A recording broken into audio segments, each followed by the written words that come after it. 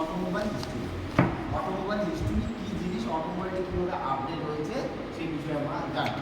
তাহলে অটোমোবাইলের কথা যদি আমরা সর্বপ্রথম বলি তাহলে যেতে হবে 1770 খ্রিস্টাব্দে।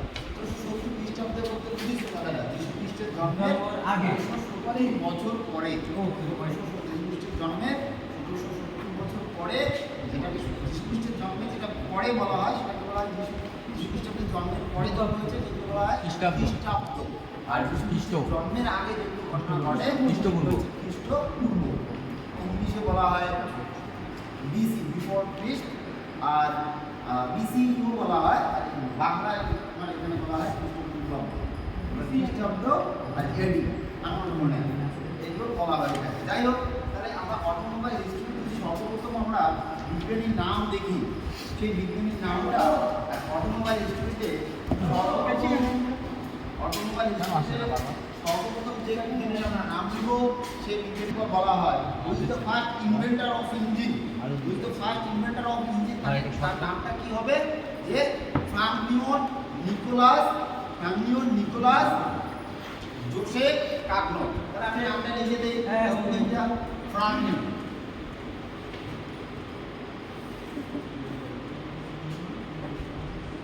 Nicolas Joseph কাগনট।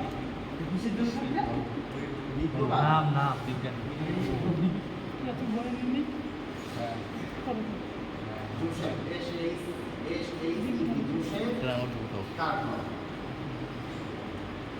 কততে আবিষ্কার করেছিল? 1770 আবিষ্কার করেছিল। কি ছিল? Steam engine. এই স্টিম ইঞ্জিন প্রথম উনি এই স্টিম ইঞ্জিনটা আবিষ্কার করার পর এই স্টিম ইঞ্জিনের উপর এই 1770-এর পর 1770-এর পর ঠিক তার 19 বছর 20 বছরের মধ্যে আর কি আর একজন এই স্টিম ইঞ্জিনকে কাজে লাগিয়ে ফার্স্ট যদি রোডের মধ্যে কোনো গাড়ি এসে থাকে সেটা হচ্ছে থ্রি হুইলার। এটা তিন চাকা। সেই থ্রি হুইলার কততে এসেছিল? 1789। তোরা আমরা দেখতে পারলে বুঝতে পারবি যে 1789 মানে 8 পরে 1789-এ থ্রি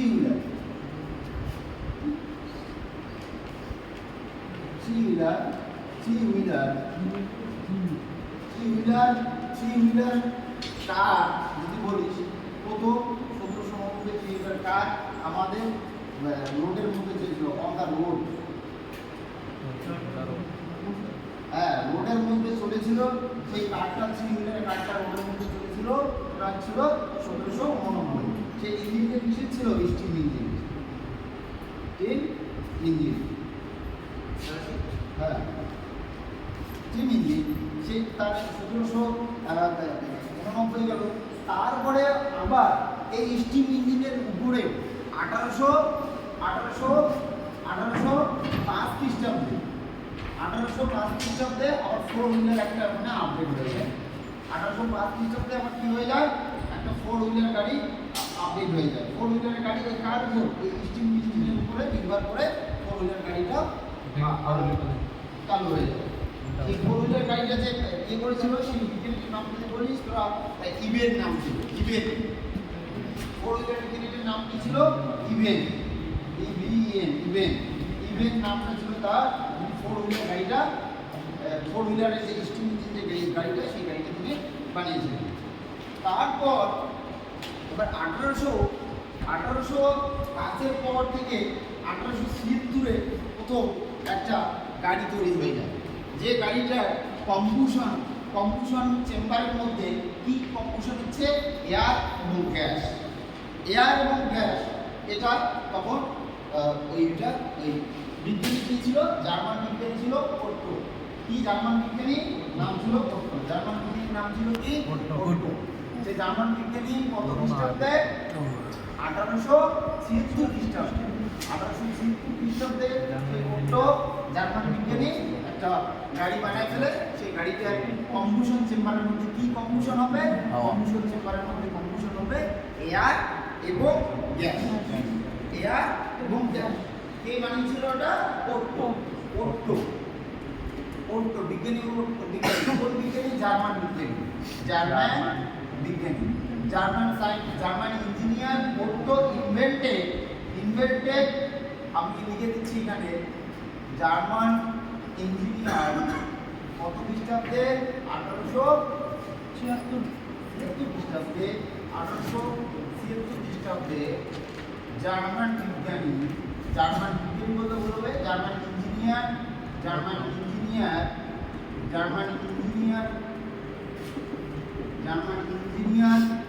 কি নাম? ওট্টো একটা ইঞ্জিন আবিষ্কার করে। সেই ইঞ্জিনটা কি হচ্ছে? এয়ার অ্যান্ড গ্যাস কি করে? কম্বুশন করে। এয়ার গ্যাস কি করে? কম্বুশন করে। সে একটা ইঞ্জিন আবিষ্কার করে দেয়। এবার এই এয়ার গ্যাস কম্বুশন যে করলো, এই এয়ার গ্যাস কম্বুশন করার পর সেটা কত? সেই এয়ার গ্যাস কম্বুশন করার পর সেই বিজ্ঞানী এয়ার গ্যাস কম্বুশনের চেম্বার থেকে যে গ্যাস আর এয়ার, গ্যাস প্লাস এয়ারটা কোথায় থাকবে? কম্বুশন চেম্বারে। কোথায়? কম্বুশন কম্বুশন চেম্বারের মধ্যে কি থাকবে? এয়ার প্লাস গ্যাস থাকবে।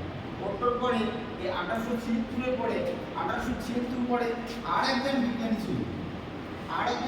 ছিল যে এই তোমার যার নাম ছিল ডাগল্ট, মানে ক্লার্ক, যেটাকে ডুগল্ট ক্লার্ক হিসেবে তোরা নাম জানতে পারবি। ডুগল্ট ক্লার্ক যে আছে, ডুগল্ট ক্লার্ক, ডুগল্ট ক্লার্ক আবার কি করে দেয়? ডুগল্ট ক্লার্ক এই এয়ার গ্যাসটাকে বাদ দিয়ে আবার টু হুইলার একটা গাড়ি বা টু স্ট্রোক ইঞ্জিন বানিয়ে ফেলে। কি স্ট্রোক ইঞ্জিন? আমরা জানি কি বিভিন্ন গাড়ির যে আমাদের আছে ইঞ্জিনগুলো, সেগুলো কি একটা 4 স্ট্রোক ইঞ্জিন হয়, একটা 4 স্ট্রোক, আর একটা কি 2 স্ট্রোক যে আছে, 2 স্ট্রোক এবং 4 স্ট্রোক ইঞ্জিন। এই 2 স্ট্রোক 4 স্ট্রোক ইঞ্জিনের মধ্যে কিন্তু কাজ করতেছে 4 স্ট্রোক ইঞ্জিনটা, মানে কি রোটেশন এবং রেভলিউশন। কতটা পার্থক্য বুঝিস তো? রোটেশন এবং রেভলিউশন। তো একটা যে ক্র্যাঙ্ক যে আমাদের আছে, সেই ক্র্যাঙ্কটা একটা ফুল রোটেশন না রেভলিউশন ফুল রেভলিউশন একটা কমপ্লিট করে, যে একটা রেভলিউশন, একটা ক্র্যাঙ্ক একটা রেভলিউশন পুরো কমপ্লিট করে, সেই কমপ্লিটের মধ্যে কয়টা স্ট্রোক করে ফেলে? 4টা স্ট্রোক করে ফেলে। সেই 4টা স্ট্রোক সম্বন্ধে আমরা পরে ইঞ্জিন সম্বন্ধে আমরা জানবো যে 4টা স্ট্রোক কি হয়, সেটা আমরা এর আগে বলেছি। কিন্তু আজকে আমাদের এই যে তোমার এগুলো স্টিম ইঞ্জিনের উপর, তখন স্টিম ইঞ্জিনের উপর তখন এগুলো স্টিম ইঞ্জিনের উপর তখন যে অটোমোবাইল সেক্টরটা আছে স্টিম ইঞ্জিনের উপরে নির্ভর করে যাচ্ছে। আস্তে আস্তে ইঞ্জিনের হলো যে তখন গ্যাস আর এয়ারের সঙ্গে কম্বিনেশন করে আবার এইগুলো, হ্যাঁ, 3 হুইলার যে গাড়িটা ছিল, 3 হুইলার গাড়িটা যদি তুই স্পিড বলিস তাহলে 30 কিলোমিটার পার আওয়ার। কত ছিল? 30 কিলোমিটার পার আওয়ার। এটা ছিল তার ম্যাক্সিমাম স্পিড। তারপরে যখন আবার ম্যাক্সিমাম স্পিডে যদি আসি, তাহলে 40 কিলোমিটার পার আওয়ারে একজন বিজ্ঞানী করেছিলেন, বেজ হচ্ছেন একজন বিজ্ঞানী, জার্মান বিজ্ঞানী। আর এই যে আমি নামটা বললাম, এই যে ডুগল্ট ক্লার্ক কিন্তু কোথাকার বিজ্ঞানী ছিলেন? স্কটিশ ইঞ্জিনিয়ার ছিল, স্কটিশ ইঞ্জিনিয়ার ডুগল্ট ক্লার্ক কোথাকার ইঞ্জিনিয়ার ছিল? স্কটিশ ইঞ্জিনিয়ার ছিলেন ডুগল্ট ক্লার্ক। স্কটিশ ইঞ্জিনিয়ার, তোরা তো বই এটা নাই, নামটা কোথাকার ডুগল্ট ক্লার্ক কোথাকার ইঞ্জিনিয়ার ছিলেন, সেই নামটা কিন্তু মানে তুলে রাখতে পারবে যে ডুগল্ট ক্লার্ক ছিলেন স্কটিশ ছিলেন। তাহলে আমরা এতক্ষণ অবধি যেটা বললাম সেটা হচ্ছে কোন কিসের উপর নির্ভর করে? স্টিম কোথাকার বিজ্ঞানী বলেন? স্কটিশ স্কটিশ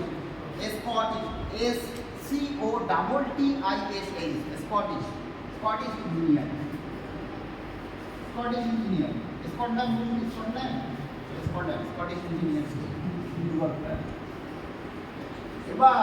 এবার যদি বলি স্যার, তাহলে এবার যে 4 স্ট্রোক 2 স্ট্রোক ইঞ্জিন আসলো, তারপরে ডিজেল ইঞ্জিন আসলো, ডিজেল ইঞ্জিন কে আনলো, পেট্রোল ইঞ্জিন কে আনলো। পেট্রোল ইঞ্জিন তো বলে দিলাম এবার ডিজেল ইঞ্জিনের যে নামটা আছে, সেই ডিজেল ইঞ্জিন ইনভেন্টেড যে করেছিল, ডিজেল ইঞ্জিন ইনভেন্টর কে?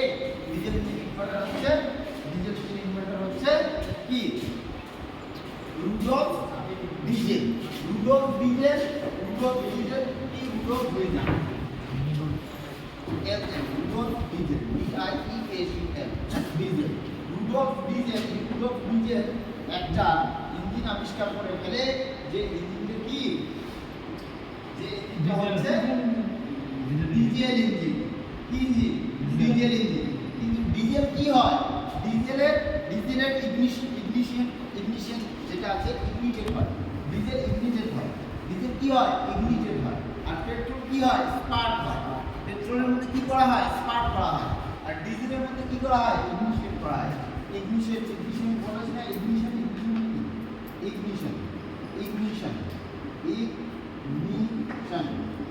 ইগনিশন মানে আগুন ধরার ব্যাপারটা কে করে? একটা ইগনিশন হয়, ইগনিশনে আগুন ধরার ব্যাপারটা একটা করে, যেটা তোমার ডিজেল ইঞ্জিন আছে, সেই ডিজেল ইঞ্জিনটা মানে ইনজেক্টর ইগনিশন করে। কি করে? ইনজেক্টর করে না? ইনজেক্টর করে। আর একটা ইগনিশন কে প্রসেস করে? স্পার্ক প্লাগ, তাই না? স্পার্ক প্লাগ, তাহলে স্পার্ক প্লাগ আর হচ্ছে ইনজেক্টর করে ইগনিশন প্রসেস করে, স্পার্ক প্লাগ করে ইগনিশন প্রসেস করে। তাহলে ডিজেল ইঞ্জিনের পরে আরেকজন হচ্ছে জার্মান। বিশেষ করে যদি অটোমোবাইলের হিস্ট্রিতে দেখি, অটোমোবাইল হিস্ট্রির মধ্যে হচ্ছে জার্মানের ইঞ্জিনিয়ারের বিশেষ কিছু। জার্মানের বেশিরভাগ ইঞ্জিনিয়ার এই অটোমোবাইলের উপর রিসার্চ করেছে, জার্মানি। ঠিক তো জার্মানের এই আরও পরবর্তীতে জার্মানের এই ইঞ্জিনিয়ার বেঞ্জ কি নাম? যেটা বেঞ্জ, সেই BENZ কি নাম? BENZ।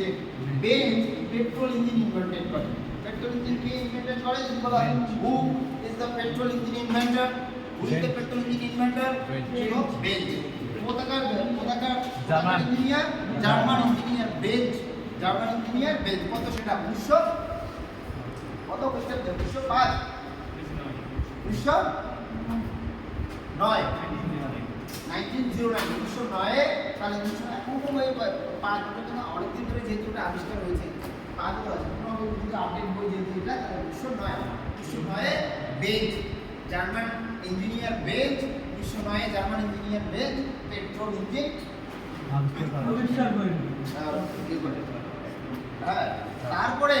তারপরে এবার দিতে এই 1900 পরের থেকে, যে 1930-এর পরের থেকে আমরা কিন্তু পি সিরিজ ইঞ্জিন যদি বলি, পি সিরিজ ইঞ্জিনটা ওটা একটা কোনো ম্যানুফ্যাকচারার কোম্পানি আপডেট করেছে, পি সিরিজ ইঞ্জিন। এবার পি সিরিজ ইঞ্জিন যদি বলি, পি সিরিজ ইঞ্জিনের মধ্যে ইঞ্জিনের উপরে কি থাকবে? ওভারহেডে থাকবে কি থাকবে? ক্যামশ্যাফট থাকবে। ক্যামশ্যাফট মিন্স ওই ক্যামশ্যাফটের মাধ্যমে আমরা কোনো ইঞ্জিনের ভেতরে যে আগুন ধরাবো, সেই আগুন ধরার মধ্যে ইনটেক এবং আউটটেক ভালভের মধ্যে দুটো উপরে আমরা দুটো রাখবো। সেই দুটো উপরে দুটো রাখা শুরু করেছিল কিন্তু পি সিরিজ ইঞ্জিন, যেটা তোরা জেনারেশন 4 জেনারেশনের পরে যে ইঞ্জিনগুলো হলো, সেই ইঞ্জিনগুলো কিন্তু পি সিরিজ ইঞ্জিন মিন হচ্ছে ওর হচ্ছে ইঞ্জিনের উপরে, ইঞ্জিনের যে ক্র্যাঙ্কশ্যাফট যে আছে, ক্র্যাঙ্কশ্যাফট যদি ঘোরে, ক্র্যাঙ্কটাকে নিয়ে যে ক্র্যাঙ্কশ্যাফটটা ঘোরে, এবং ইঞ্জিনের পিস্টনের যে ওভারহেডের মধ্যে কি লাগাতে হবে? ক্যাম লাগাতে হবে। ক্যামের মাধ্যমে আমরা কি করব? ক্যামের মাধ্যমে আমরা ইনটেক পোর্ট এবং এক্সস্ট পোর্ট, ইনটেক নামটা কি বলবেন? পেট্রোল ইঞ্জিন আবিষ্কার করে। পেট্রোল ইঞ্জিনের বেঞ্জ, জার্মান বেঞ্জ স্পেলিংটা যদি বলি, Benz BENZ Benz German engineer. কোথাকার? জার্মান ইঞ্জিনিয়ার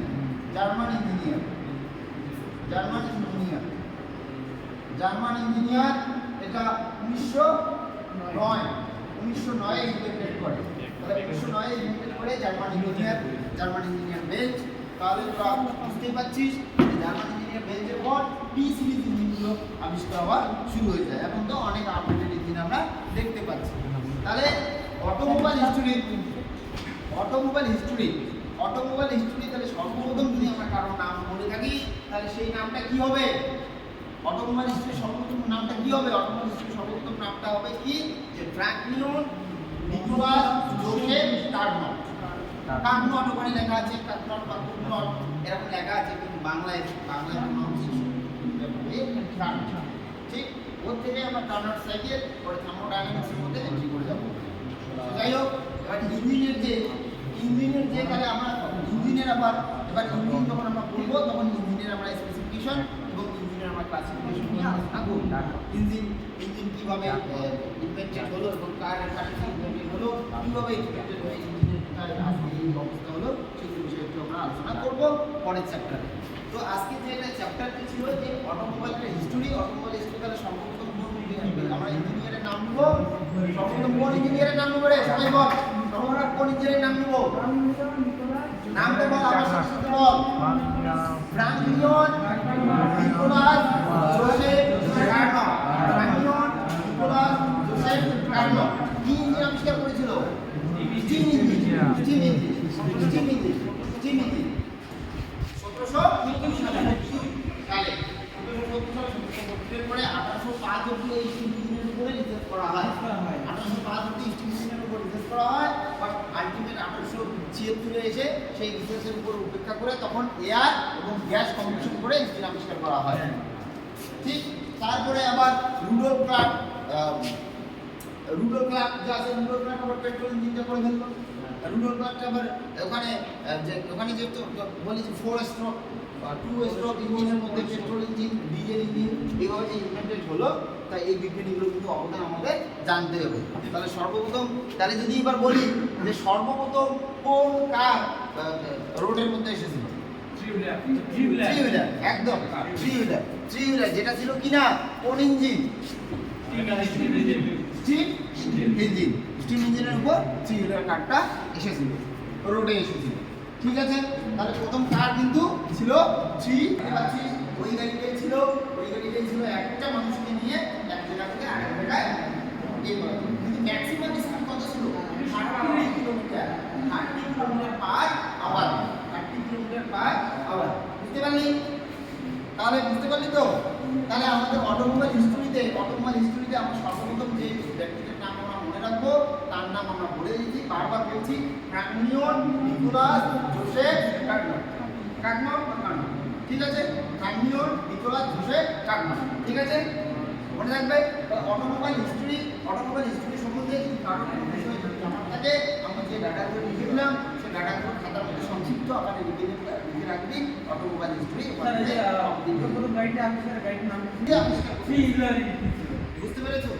তুমি যদি কোনো একটা জিনিস আবিষ্কার করো, সেই আবিষ্কারটা তোমার সর্বপ্রথম কিন্তু কোনো কোম্পানির রেফারেন্সে হবে না, তুমি নিজে সেটা ইনভেন্টেড করেছো। বাট সেই ইনভেন্টেডটা যখন হলো, তখন দেখবে গভর্নমেন্টে বা পাবলিকে যেটা উপকারের বিষয়ে লাগবে, সেটা যখন পাবলিকের উপকারে লাগবে, তখন কিন্তু কী হবে, সেটা তখন ফাইন্যান্সিয়ালি ব্যাপার দাঁড়ায় যাবে। মানে পয়সা যখন ইনকাম হবে, গভর্নমেন্ট তখন তাকে রয়্যালিটি দিয়ে তার সেই টেকনোলজিটা নিয়ে নেবে এবং তাকে বলে দেবে যে আপনাকে যতদিন আপনার এই টেকনোলজি আমরা এই পৃথিবীতে ইউজ করবো, ততদিন ধরে আপনি আমাদের কাছ থেকে টাকা একটা ভাতা হিসেবে পেয়ে যাবেন। এইভাবে রয়্যালিটির সৃষ্টি হয়ে যায়। একটা বিজ্ঞানী যদি কোনো কিছু জিনিস আবিষ্কার করে থাকে, এই স্টিম ইঞ্জিনকে কাজে লাগিয়ে, স্টিম ইঞ্জিন বলে স্যার তাহলে স্টিম ইঞ্জিন তো এখন কাজে লাগছে না, স্টিম ইঞ্জিনকে কাজে লাগিয়ে যে সমস্ত পাওয়ার প্ল্যান্টগুলোকে আমরা স্টিমকে কাজে লাগাচ্ছি, কাজে লাগিয়ে যে সমস্ত পাওয়ার প্ল্যান্টগুলোকে আমরা পাওয়ার জেনারেট করছি, সেই সমস্ত প্ল্যান্টে কিন্তু ওই স্টিমকে ব্যবহার করার জন্য ওই স্টিম ইঞ্জিন ইনভেন্টরকে রয়্যালিটি দিতে হবে। বুঝতে পারলে? স্টিম ইঞ্জিন রয়্যালিটি দিতে হবে। যেমনটা তোরা বাংলা বইয়ের মধ্যে কবিগুরু রবীন্দ্রনাথ ঠাকুরের কবিতা পড়ে থাকিস, সেই কবিতাটা ওই বইয়ে তোলার জন্য ওই বইয়ের প্রকাশক এবং যারা ছায়া প্রকাশক যে বিভিন্ন নাম ধাম করা দেখি, ওই প্রকাশকরা কিন্তু ওই রয়্যালিটিটা রবীন্দ্রনাথ ঠাকুরের যে পোশাকর আছে, মানে টাকার আবার যেটা একটা অ্যামাউন্ট আছে সেখানে দিয়ে দেয়। তার যে প্রপার্টি আছে সেই প্রপার্টিগুলো দেখভাল করবার জন্য সেই টাকাটা তখন ব্যবহার করা। রবীন্দ্রনাথ ঠাকুরের যে বড় ইউনিভার্সিটি আছে বিশ্বভারতী, সেই বিশ্বভারতীতে বিভিন্ন রকমের গভর্নমেন্ট বডি এখানে ইনক্লুড হয়ে গেছে, কিন্তু গভর্নমেন্ট বডি ইনক্লুড হয়েছে, গভর্নমেন্ট বডি ইনক্লুড হওয়ার পরেও যে স্যালারিগুলো পাচ্ছে রবীন্দ্রনাথ ঠাকুরের সেই নিজস্ব রয়্যালিটি সেই স্যালারিগুলো তাদেরকে দেওয়া হচ্ছে। রবীন্দ্রনাথ ঠাকুরে এখন ভাবছে যে রবীন্দ্রনাথ ঠাকুর বেছে নেই, করছে না, তার কবিতা সুবিধা যদি কোনো বইয়ের মধ্যে থেকে থাকে তার ইনকামটা ঠিকঠাক সরকারে চলে যাবে। এটা হচ্ছে রয়্যালিটি। বুঝলি, কোনো জিনিস যদি কেউ কোনটা আবিষ্কার করে তার চাকরি বাকরি কোনো কিছু না, সারা জীবন, সারা তোর জীবন তো শেষ, তা বাদেও পরে কোনো না কোনো জেনারেশন থেকে থাকে, তাহলে সেই জেনারেশন সেই অর্থটা তুমি যদি সেরকম যদি উইল করে দাও যে আমার পরবর্তীতে যে অর্থটা হবে, আমার রয়্যালিটির যে অর্থটা হবে সেটা আমার পরের জেনারেশন সেটা ভোগ করবে, তাহলেই সেটা হবে। আর যদি তুমি উইল করে দাও যে আমার যেটা রয়্যালিটি থাকবে সেটা গভর্নমেন্টের আমলে থাকবে এবং গভর্নমেন্ট সেটা আমার প্রপার্টি আছে সেগুলো দেখভাল করবে, কারণ গভর্নমেন্ট আমার সেই রিটায়ার টাকা থেকে গভর্নমেন্ট তাদেরকে গভর্নমেন্ট এমপ্লয়িদেরকে স্যালারি প্রোভাইড করে, এরকমটা বলা হয়। কিন্তু যাদের মানে উত্তরাধিকারী, যেটা বংশের উত্তরাধিকারী থাকে, সেই উত্তরাধিকারী যদি থেকে থাকে তাহলে সেই বিষয়টা কিন্তু তখন ওটা এই রয়্যালিটিতে সেখানে ইনক্লুড হয়ে যায়। বুঝলি, রয়্যালিটি হচ্ছে এই সিস্টেম। রয়্যালিটি যে যেটাই আবিষ্কার হয়, যদি একবার সারা সমাজের ক্ষেত্রে, পরিবেশের ক্ষেত্রে, পৃথিবীর ক্ষেত্রে এই মহা অফিসে যদি তোমার ওই জিনিসটা আবিষ্কার করে যদি সমাজ যদি অ্যাকসেপ্ট করে নেয়, হ্যাঁ সত্যি ওর দ্বারা আবিষ্কার কোনো প্রকৃত পেশ নয়, তাহলে তুমি তখন সেটা রয়্যালিটি পেয়ে যাবে। ঠিক আছে, তাহলে আজকে আমাদের এই অটোমোবাইল হিস্ট্রির যে ক্লাসটা হচ্ছিল সেটা আমরা এখানে সমাপ্তি জেনে নিলাম। ঠিক আছে, আপনার কোশ্চেন যদি অটোমোবাইলের রিগার্ডিং